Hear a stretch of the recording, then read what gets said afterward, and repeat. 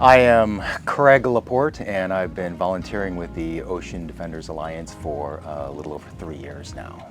I first heard about ODA when I was diving with a technical diving buddy of mine, Mike Wind, a longtime volunteer with Ocean Defenders Alliance. He suggested that I come along and do a dive with ODA, and being technical divers, we're naturally drawn to mission-oriented type diving. So going out and collecting abandoned lobster traps and abandoned fishing nets just seemed like a naturally fun thing to do.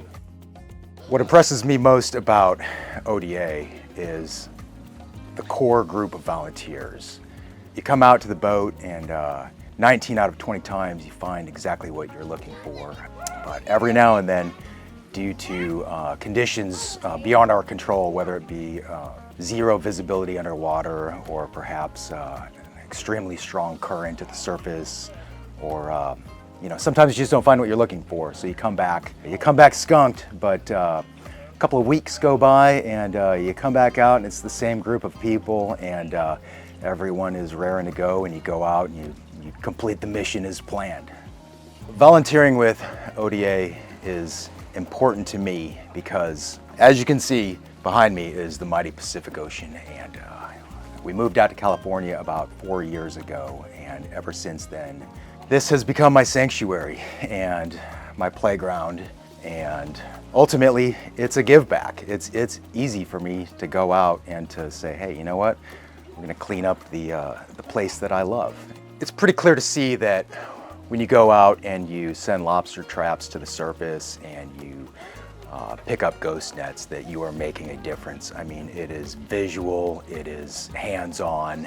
You know, I've sent traps to the surface full of lobsters, some of which can have upwards of 8,000 or 10,000 eggs attached to them, and you see that with your own eyes, and it's just a great feeling to know and to see and feel that you're making a difference. So I think the most interesting dive that I've done to date with the Ocean Defenders is a technical dive that we did on the wreck of the Matador. The Matador is sitting about 3.5 miles right outside of this harbor, and it sunk about 2 years ago.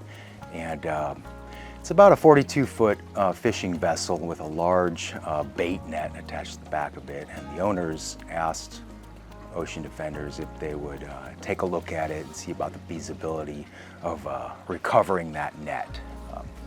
So Mike Wind and I did a dive on it, and the net turned out to be pretty big, about 4,000 pounds as they said, and that turned out to be a little bit too big of a job for us. But what we did do was take a video survey of the wreck to see exactly what was happening with the wildlife and how it was interacting with the net. We haven't been back since, but we are planning to go back to take another look and see what we can do to shore up the net if possible, and see if it's possibly become an underwater reef, or an artificial reef perhaps.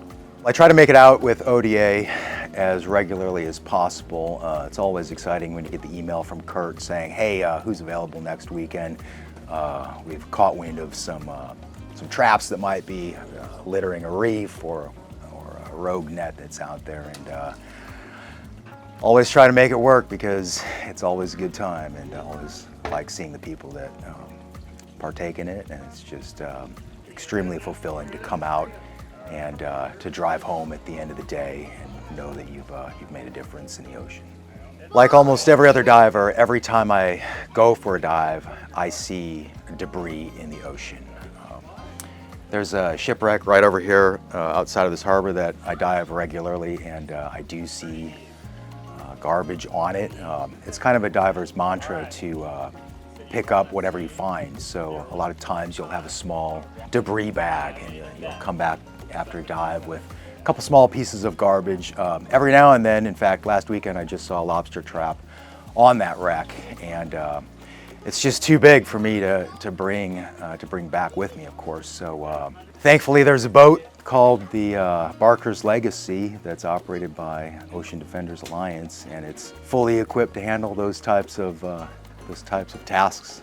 Well, people should donate to Ocean Defenders Alliance because ultimately, no matter who you are or where you live, if you're living in modern society, you are contributing to debris in the oceans. There's just no way around it. From the textiles you might be wearing to, if you drive a car with rubber tires, even to the types of food you might be eating if you're eating seafood. And you could think of it almost as kind of like buying a carbon offset, if you will. It's just a nice give back, and if you make a donation, you're going to put some fuel in the ODA boat, and we'll take it from there. We'll head out and we'll get the mission accomplished.